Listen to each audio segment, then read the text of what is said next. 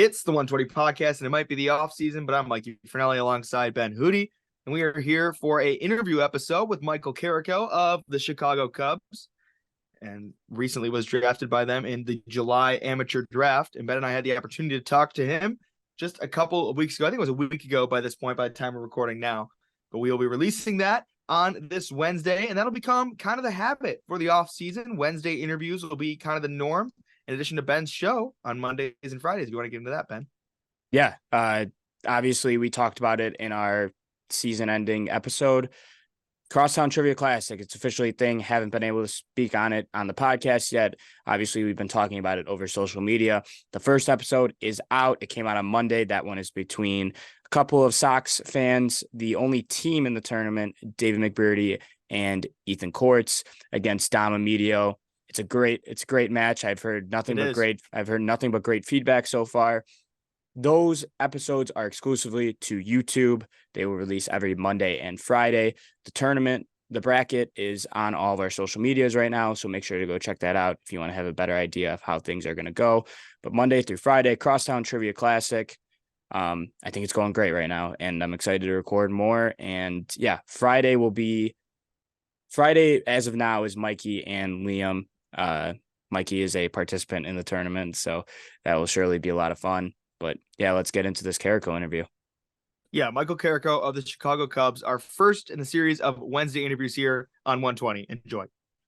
And we're back for the 120 podcast. I'm Mikey Finelli alongside Ben Hootie. We're here with Michael CARICO, fifth-round pick out of Davidson this year for the Cubs. 2022 Atlantic 10 Player of the Year, Gold Glover in the college space. Ton of accomplishments. We'll get into that later. But Michael, thanks for joining us today.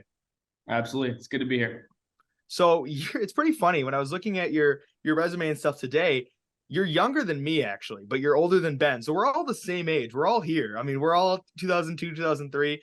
It's weird to me knowing that someone who's right with my age is here as a professional ball player. But has that really hit you yet, that like I've kind of made it at least? Like, I know you played in Myrtle Beach a little bit towards the end of the season.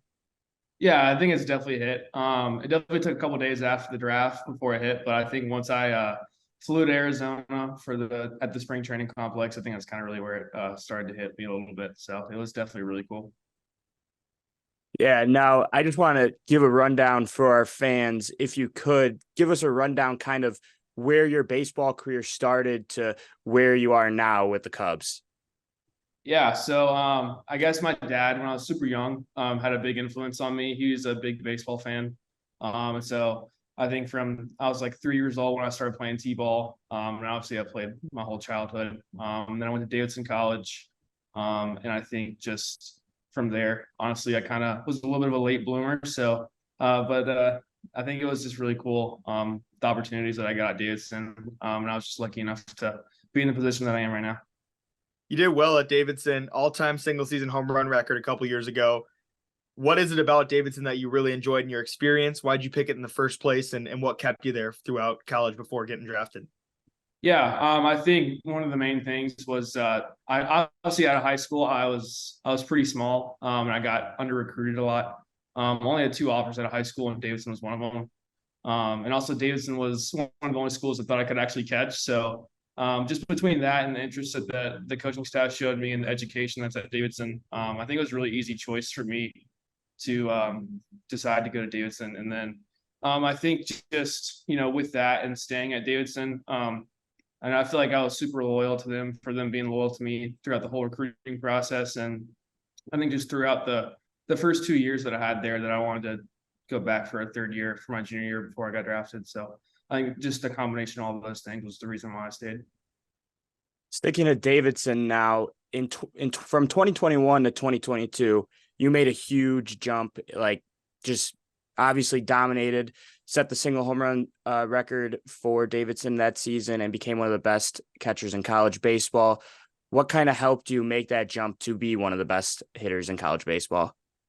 Yeah, so I think so. After my freshman year, I had a left labrum surgery on my shoulder. And so I was kind of out for that fall baseball wise. So really the only thing I was focusing on was getting stronger, getting bigger. Like I said, I was pretty small coming out of high school. So I probably gained about 20, 25 pounds that fall. And I think just the difference between the strength that I had for the balls that, were flyouts. They were going over the fence that next year. So I think that was definitely one of the main pieces that helped me out. Were you always a catcher? Did you ever try elsewhere in high school or in college? I know so many guys were from Illinois State, and Paul DeYoung caught in college and then ended up being an all-star middle infielder. So was there ever any part of you that wanted to change positions in college? Yeah, my freshman fall, they tried me on the outfield a little bit, but the outfield was pretty stacked my freshman fall.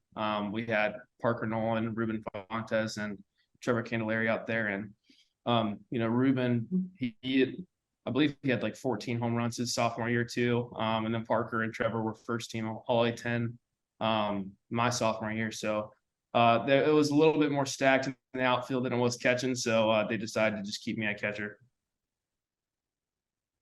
I think we could get to the Cubs side of things now a little bit here. And obviously, I bet it's an honor to get drafted by any major league club.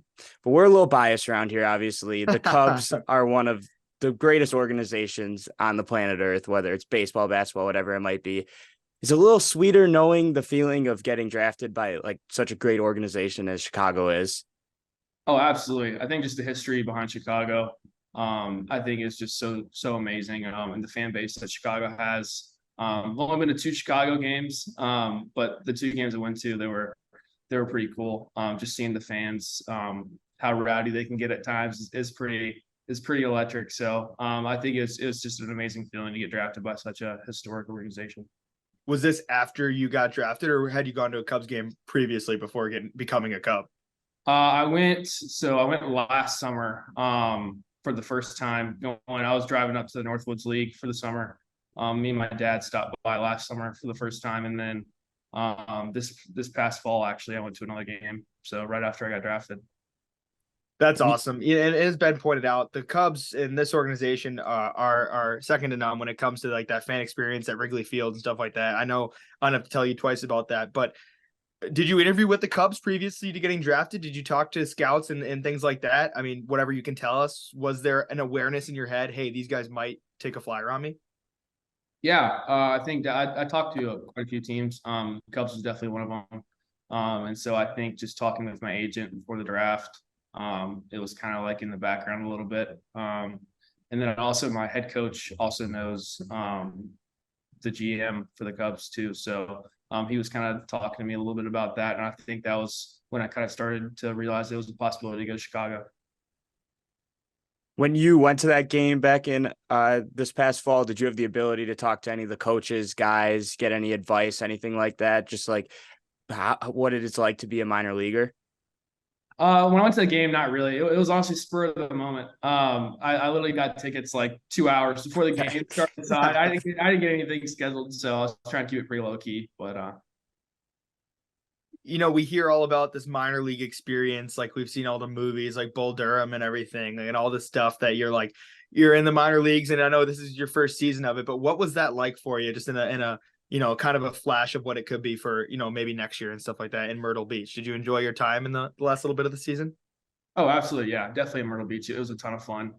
That was probably that, and when I played for USA last summer, those were by far the 2 biggest fans, or I guess crowds of fans that I played in front of. So I think just, that feeling of, it was starting to hit me a little bit that first game in Myrtle Beach too, that, I'm finally a professional player. So it was definitely really cool. And I enjoyed that a lot.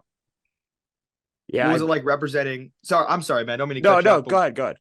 What was it like representing your country for Team USA? I saw that and I wanted you to go into detail on that because you seemed like you were pretty proud of that. Absolutely. Yeah. It was such a cool experience to go out to North Carolina for that. And since me being from North Carolina, I felt like it was almost a home game for me too, on top of just being for USA. So I think especially the 4th of July game really stood out to me too when we played in Charlotte, and just I think there was like 13,000 fans there on the 4th of July with 4th of July fireworks afterwards. So that's definitely one memory I'll cherish for the rest of my life. When we were doing some prep for this, I noticed that you got to meet Buster Posey when you were a finalist for Collegiate Catcher of the Year. What was that? What was just like the experience being able to meet him, as well as did he give you any advice that you've been able to take away and use for your game personally? Yeah, it was obviously, super amazing to meet, one of the best catchers of all time in Buster Posey. And he's just such a humble guy and really took his time to talk to all three of us. And so me, Kevin, and Zach, when we were there. So I think just, that experience and trying to just pick his brain as much as I possibly could in those 2 days I was around him. And he pretty much just told me, obviously I was successful that year. And so just to, not try to do too much at times and, just it's going to be a long career ahead of me. So I think just taking it day by day and focusing on the little things, then the big things will come after that. How have you been able to kind of focus on the day by day? Like, it's probably, as you mentioned, exciting to have made it to this at least point in your career where, yeah, there's still a lot to go, but you have made it to that professional baseball level. How do you still take it day by day and think it's just ball? It's a chance to go out there and play every day. Yeah, I think, like you said, it's just baseball. It's the same thing I've been doing my whole life. And so I think I really try to focus on that and really just being mindful and, having intent whenever I'm, training or practicing, whatever it is. I think that's the best way for me in the past and the best way I've continued to be able to just take it day by day.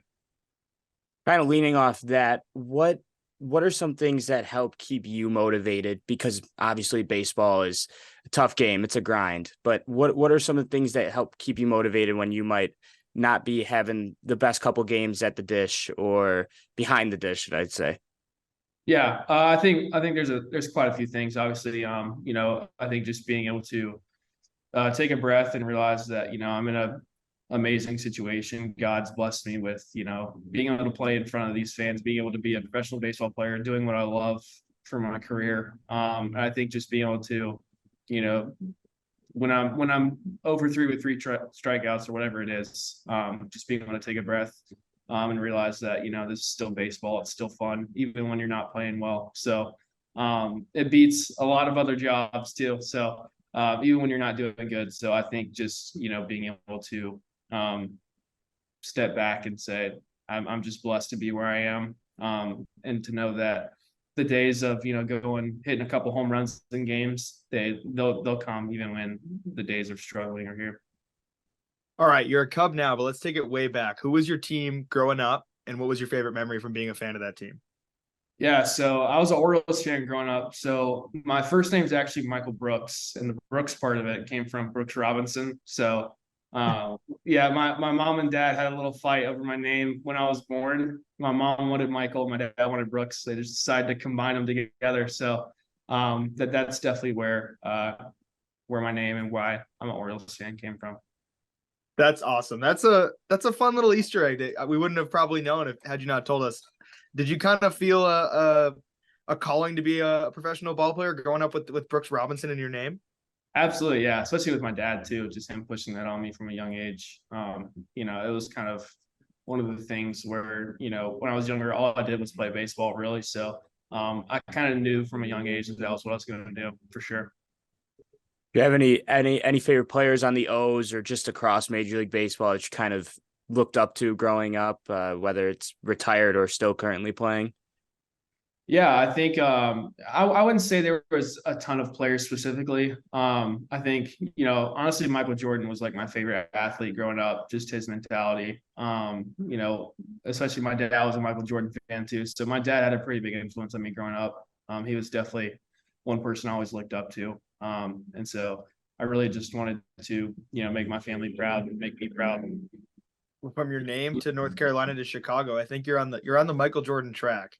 Yeah, there you go. For your career. So yeah, that mentality is awesome. And you're gonna win over a lot of Chicago people talking about liking Michael Jordan. That's a pretty common thing around here, especially, decades later. We're gonna keep it and talk a little bit more about you. So getting into your high school and college career, was it always baseball? Did you ever play anything else, or was there always just baseball was the dream? Yeah, I think my friends and I growing up, a little bit in middle school, played basketball. Then I soon realized that I'm not a basketball player. So yeah, stopped playing basketball in high school and started focusing on baseball a lot more. So at Stevenson, go ahead, Ben. I know a lot of baseball players tend to be superstitious. As I was in my high school playing days, I always had to have the same routine, waking up, making sure everything was okay. For you, do you have any superstitions that maybe you carried over in high school and still to this day use? Yeah, I would say it's a lot more of routines rather than superstitions, but I think it's a lot of it is just being able to prepare yourself, and that kind of starts the night before of just getting good sleep, making sure that I go to the field early, making sure I get in my hitting routine, if I'm catching, my catching routine, making sure I stretch well, trying not to get injured or anything like that. So it's a lot less superstition rather than routines, and just trying to make sure my body feels good for the game. What's the fall look like for you? You back with family? Are you trying to finish school? What's it looking like kind of when you have a break here? I'm in Arizona right now, so I'm at the spring training facility. We've got a development camp there, so right now it's just lifting, no baseball stuff. And then I think in November is when we're starting to hit a little bit again and throw a little bit again. So, but for right now it's just lifting and trying to get stronger for sure. What's the thoughts on Mesa so far? Hot. That's definitely the first thought. I've never been to Arizona before, and I think it was like 92 degrees last night at like 8 o'clock. So even in October, it's just hot out here. But and kind of like I said, just the routine of making sure I'm hydrated too is another thing that it's really helped me focus on making sure that my body's right for the development camp right now. Tell you what, though, if you're going to end up spending some time in Chicago down the line here, you're going to have to get used to these cold Chicago winters, even though you'll probably end up back in Arizona or something. But I know the winters here are not nice at all. Yeah, no, I can only imagine, especially the Windy City. Yeah. Yeah, the Windy City it holds to a higher standard when it comes to the cold. But on the flip side, there are some beautiful days in the summer. I'm sure you've heard in Wrigley Field and just all throughout the city. They say it's unbeaten in the daytime at Wrigley. I can't compare really. I'm biased, but we hope that you'll get that chance someday to kind of be out there and experience that because it's awesome. Oh, absolutely, for sure. Wrigley's a beautiful field too. It's cool to hear that you'd visited there previously. So what year was that? Do you remember? It was last summer, so the summer of 2. Trying to think. Okay. Well, do you remember? This is kind of a pandering question. I didn't want to ask, but do you remember watching the Cubs go win it all? 6-7 years ago. Oh, absolutely, yeah. Okay. I mean, I used to watch all the World Series growing up, the playoffs in general. So when they played the Guardians too, the big hit of Ben Zobrist, the double down the line. So I think that's they preach that mentality here too. Just trying not to do too much in that situation. That's awesome. I love to hear that. Yeah. You could recall the hit too. That's awesome. And I feel like it's not too far out of a question to ask because like a guy who obviously loves baseball, I feel like there was a stat that a third of all households in America had that game on. So I figured you had seen it. But that's what Jed Hoyer likes to call the next great Cubs team is down the pipeline. And it's great to see someone so excited about being on the Cubs, potentially part of that. So we thank you for being here, Michael. Do you have anyone you want to shout out before we wrap this up? I guess shout out my family and God. Just being blessed for them to just put me in the situation that I'm in. I can't thank them enough for how much they do for me. That's awesome. Ben, anything else? One more thing. Give us one last statement for Cubs fans. What kind of player are we getting out of you, Michael? I think you're going to get a player who, I get on base a lot too. I like to think that I'm more of a not necessarily power or contact, but a little bit of both. I think just almost being like a spark plug offensively. The defense is going to come for sure. I definitely, I'm working on that a lot. So I think just a hardworking player that is ready to get after it these next few years and hopefully be called up to Chicago here soon. New Cubs catcher Michael Carrico, thank you for joining us. We appreciate it, you being here on 120, and best of luck next season here in the fall as you're doing your training. Absolutely. Thank you, guys. Appreciate you having me. Yep. Thanks. Thank you, Mike. Of course.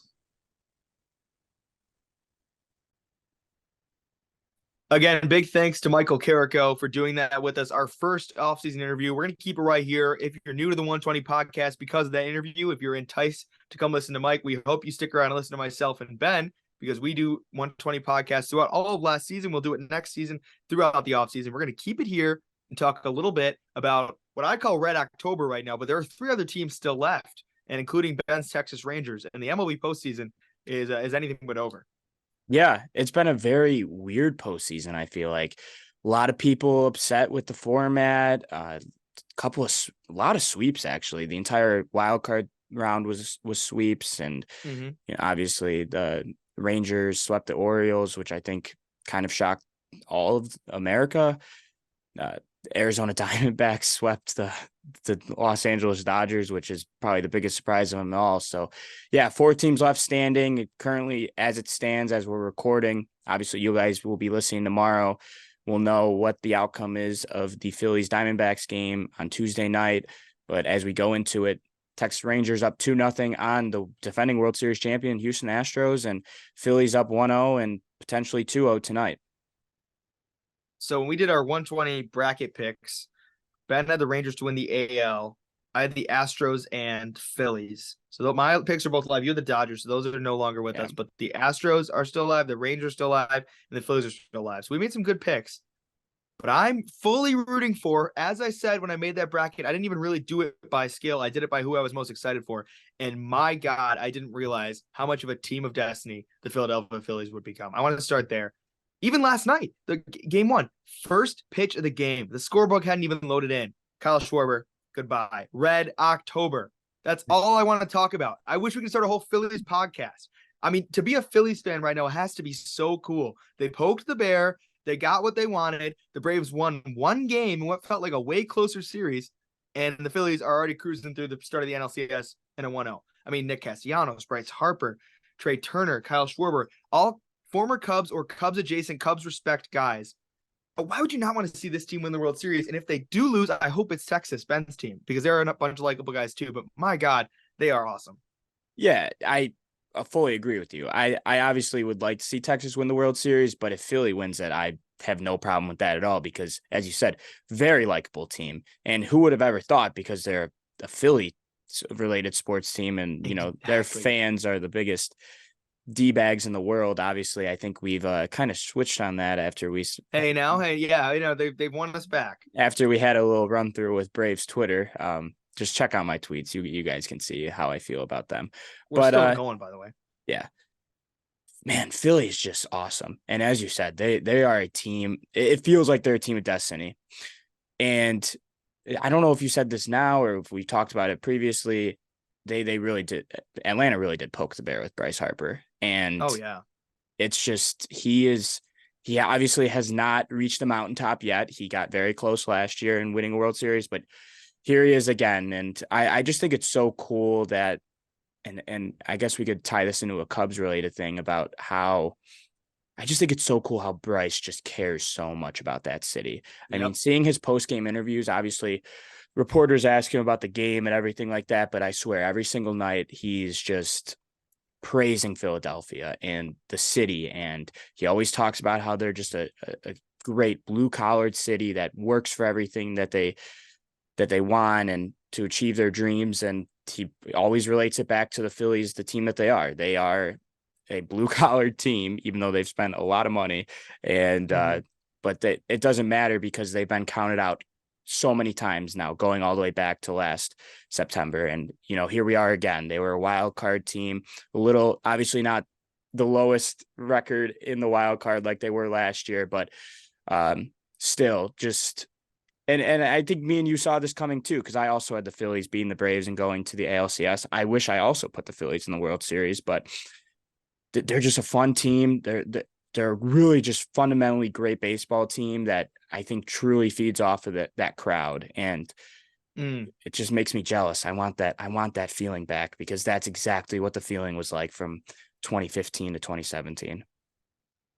I feel like Philly has that Chicago type energy. Hearing Bryce talk about the city, hearing them talk about how much the support they get from the fans and the blue collar nature. I mean, the Cubs have always been kind of assimilated to the Red Sox, I guess, in that degree, but the Phillies also have that same energy that I believe we do. And man, like you pointed out, Ben, I said that same thing to my dad this week. It makes me miss it so bad because that could easily be the Cubs. I mean, it's a lot of guys who very well could be Cubs. I'm not going to sit here, old man yells at nothing and start making all this, that, and the other thing, make it about me or the Cubs. But there's a lot of guys in the team who at one point were Cubs and had to walk or were let walk.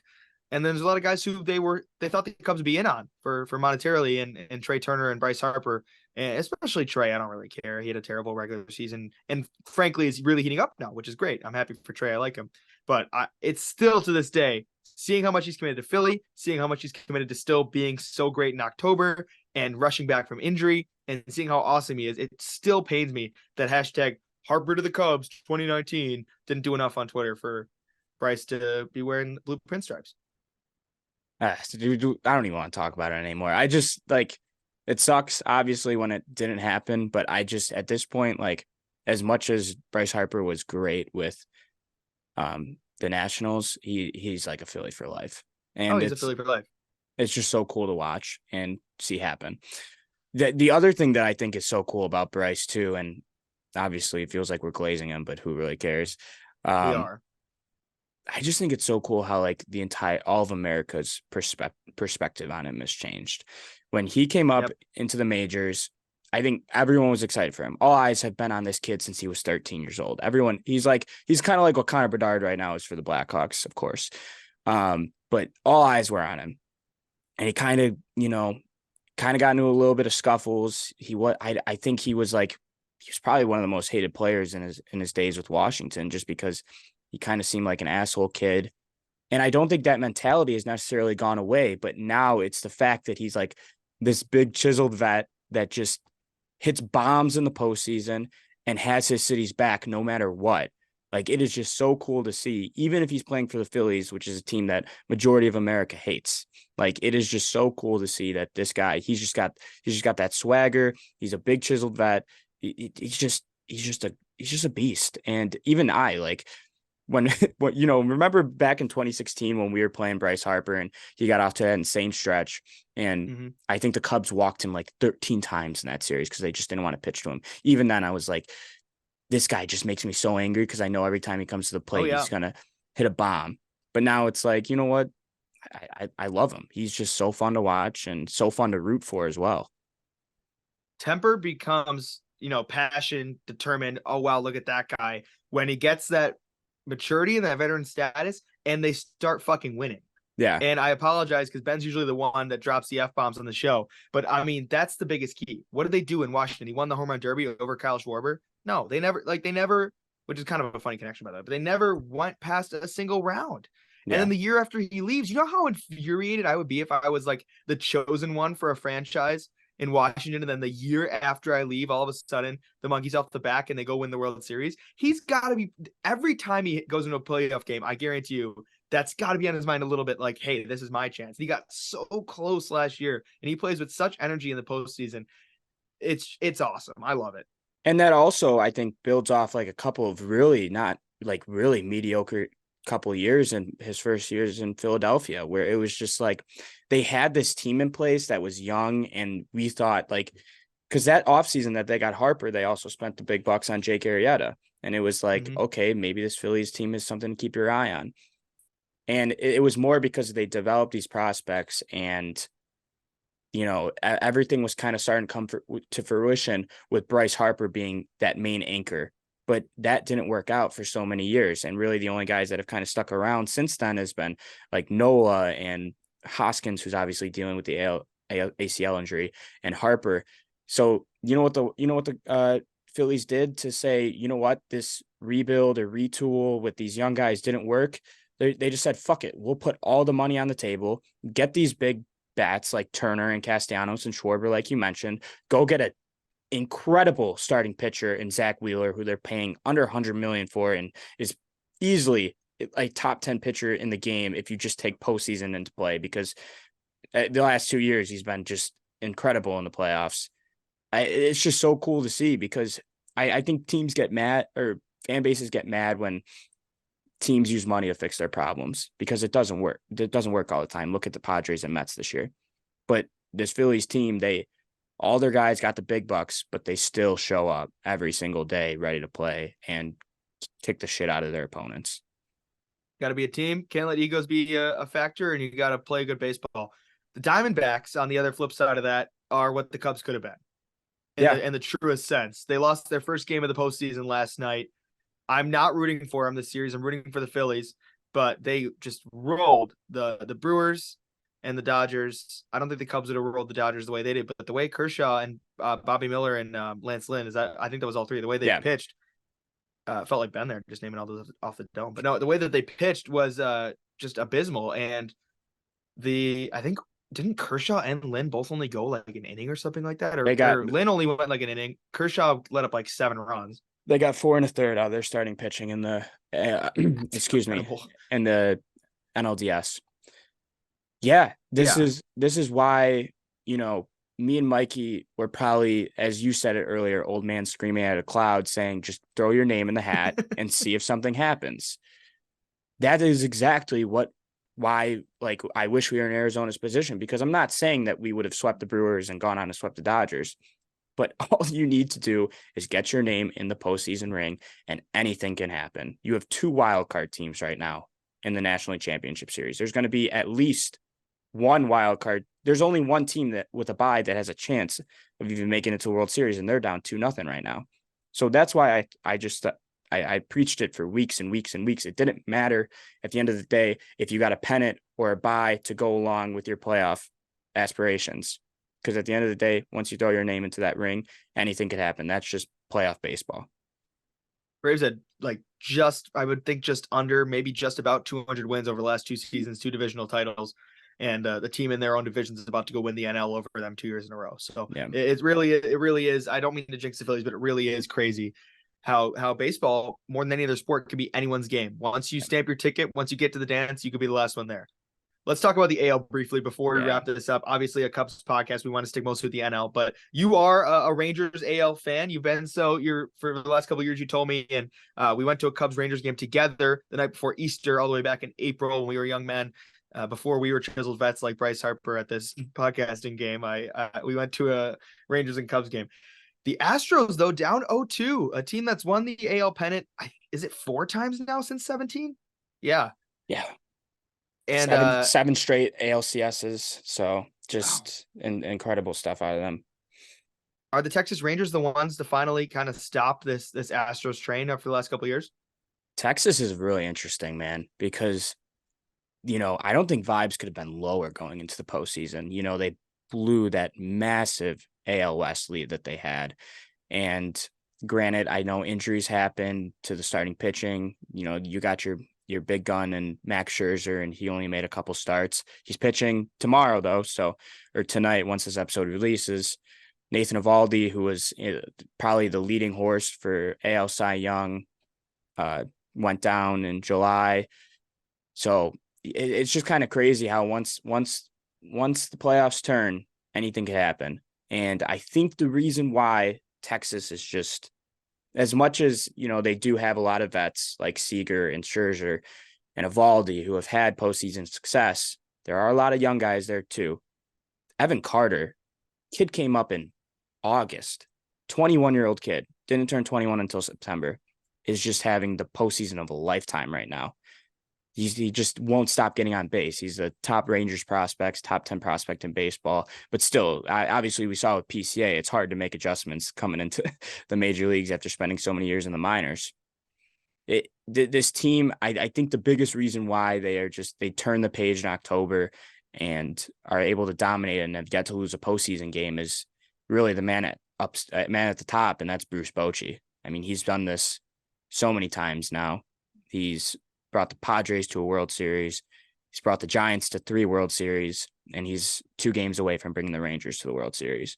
So it just continues to be it's exciting to see this team, because once again, they're another team kind of like the Phillies, where a failed rebuild, I guess you could say, after the Elvis Andrus and Adrian Beltre years and Nelson Cruz, and they kind of put their money where their mouth was, and they got those 2 big middle infielders in 2021, I want to say, when they got Seager and Semien.